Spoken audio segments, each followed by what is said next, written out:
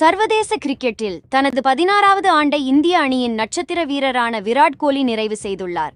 இதையொட்டி அவரிடம் 16 கேள்விகள் கேட்டு ஸ்டார் ஸ்போர்ட்ஸின் ரேபிட் ஃபயர் நேர்காணல் பதிவு செய்யப்பட்டு வெளியிடப்பட்டுள்ளது. அதுல ஃபேவரிட் கிரிக்கெட் வீரர் யார் என்ற கேள்விக்கு அவர் கொஞ்சம் கூட தயங்காமல் தோனி மற்றும் டிவில்லியர்ஸ் பெயர்களை கூறியுள்ளார். இந்த காணொலி இணையத்தில் வைரலாகி வருகிறது. ஐபிஎல்லில் கொல்கத்தா நைட் ரைடர்ஸ் அணிதான் தனது எதிரி என்று ஆர்சிபி வீரர் விராட் கோலி தெரிவித்துள்ளார். தியாலை காட்சிக்கு அளித்த பேட்டியின்பேயாத அவரிடம் எந்த அணியை ஐபிஎல்லில் எதிரியாக நினைக்கிறீர்கள் என கேட்கப்பட்டது.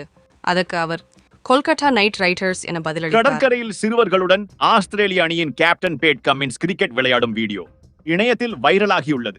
அதுல சிறுமி ஒருத்தி பேட்டிங் செய்ய அவர் பந்து வீசுகிறார். காற்றின் வேகம் காரணமாக பந்து கடலில் விழுந்தது. இதைத் தொடர்ந்து அங்கிருந்த சிறுவன் அதனை எடுக்கச் சென்றான்.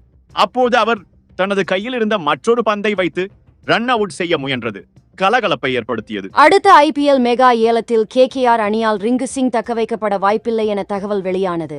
அந்த அணியில் இடம்பெறவில்லை எனில் வேறெந்த அணிக்கு செல்வார் என அவரது ரசிகர்களிடையே கேள்வி எழுந்துள்ளது.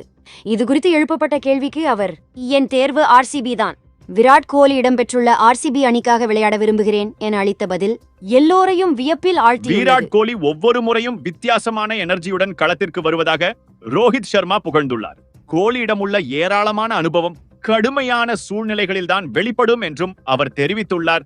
மேலும் கோலி பெற்றுக் கொடுத்த வெற்றிகளை மார்க்கெட்டில் வாங்க முடியாது எனவும் குறிப்பிட்டுள்ளார்.